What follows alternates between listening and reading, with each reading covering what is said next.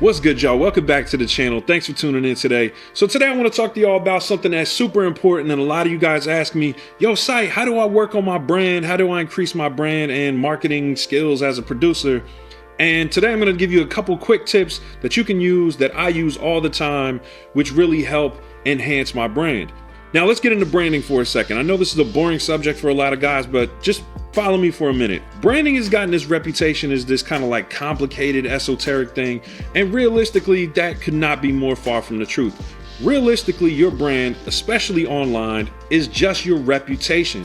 It's important to know that the reason people are not buying from you, whether it's your beats or studio time, whatever, is because they do not trust you. And the reason they don't trust you is because they don't associate you with the product that you create. I see funny memes online about, yo, if you guys would support your friends the way you support these artists, maybe they would blow up. But a lot of times it's our fault as creators. We're responsible for what people associate us with, right? This is something that I've even experienced, over the last couple years. Let's talk about my Facebook page, right? So my Facebook page, I originally had this picture, which was just something fun I did. You know what I'm saying? I'm a Star Wars fan. I wanted to nerd out. And I think my son was like 18 months or 2 years old at this point. And I just wanted to do a cool little Jedi thing, right? At the time, I had my Facebook account for probably about 10 years, and I think I might have had about 1,900 friends.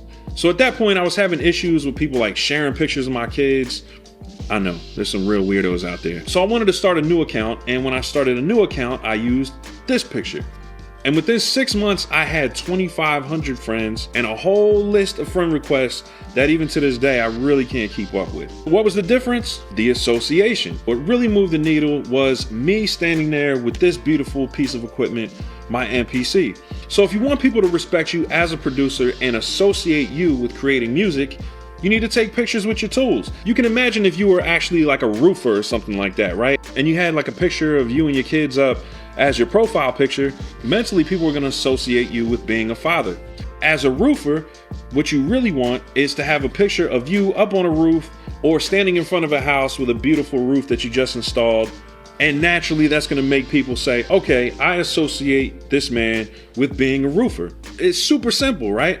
But a lot of us in the producer community don't do it. So if you're serious about becoming a music producer, or at least just having a side income as a music producer, I want you to take a look at your social media profiles that you use. It's important that you either take your personal page and transform it into something that's more associated with your producer goals, or like me, you can start an additional page and start working on building your brand, your reputation by these associations. So online, there's a couple simple things you can do, and it really involves one of these. You don't have to use the fancy ones like me. I've been doing this for like 14 years. You can use something as simple as your phone and increase your reputation, which will increase the trust people have in you, which will increase your sales. Now, I took that photo in a studio, but I'm going to show you that I actually like to do photo shoot days, which I normally do for my clients, for myself. I made myself my client, and I like to take pictures of myself to use on social media that are associating me with the things I want to be known for. So let's go ahead and get a quick little photo shoot started.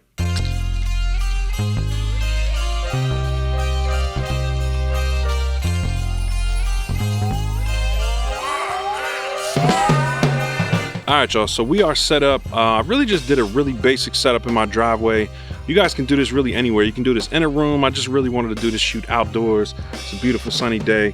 And I have my camera hooked up to a remote app. I don't know if you can see it here. It's kind of hard to see. But basically the remote app is gonna allow me to take pictures of myself. If you only have your phone, it's actually a lot easier because you can just, tell homegirl to just take a selfie and she'll take a selfie. You actually don't want to use the selfie camera. You want to use the back facing camera. It tends to have the best resolution and the greatest zoom range. Typically you want to shoot not in portrait mode, but you want to make sure you're using your zoom lens whenever possible. So you can basically just stick your phone or stick your camera on a tripod, and if you have a remote app for your camera, you can use that. And like I said, if you just have your phone, you can just say, hey Siri, take a picture or whatever. I hope she doesn't do it. or Google, or whoever you have that makes your phone, you can just tell the little assistant to take a picture for you, frame it up, kind of see what it looks like, jump in the picture, and put a timer on it. So this, I have a 2-second timer. Every time I hit the button, every time I hit the shutter button on it, it's gonna give me 2 seconds to kind of hit a pose.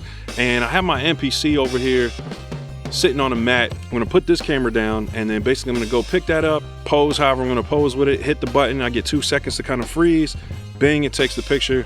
And I'll do that probably like 10 to 20 times. So sometimes I'll have a whole bunch of extra photos. Some of the poses look goofy, sometimes you're blinking, you know, there's all different kind of stuff like that you got to look out for. But try to take at least 10, 15, 20 of them, and then you can kind of pick the best one and make that your branding image. So let's go ahead and get it started.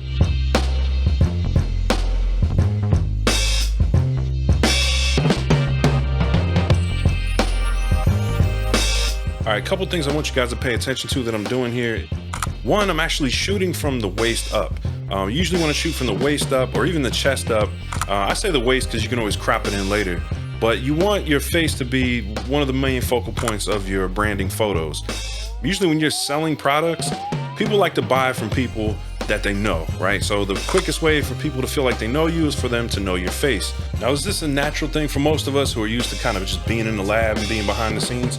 No, absolutely not. It wasn't natural for me, but it's something I had to overcome if I wanted people to trust me, buy my products, and also not just to sell people, but also just to build good relationships with people online. Being recognizable is more than being famous. It's just a better way to connect with your audience. If you're indoors, you can actually face a window, and that's going to give you some pretty good lighting as well. Even if it's like kind of darker in the room, the camera's going to make up for the darkness in the background, and it's going to expose for your face. So make sure you're facing the window or the lighting source, wherever it is, and that's going to give you your best lighting for that location.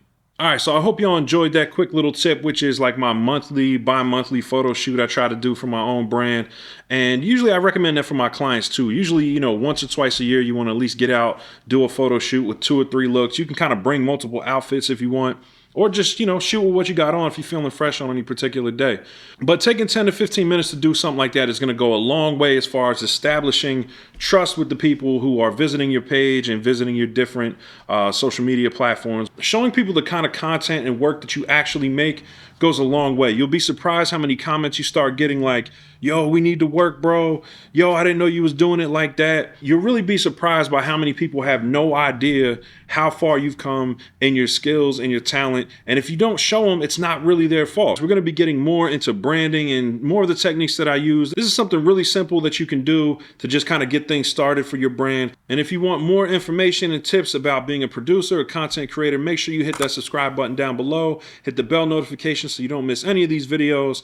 Thanks for tuning in, y'all. Catch you on the next video. Peace.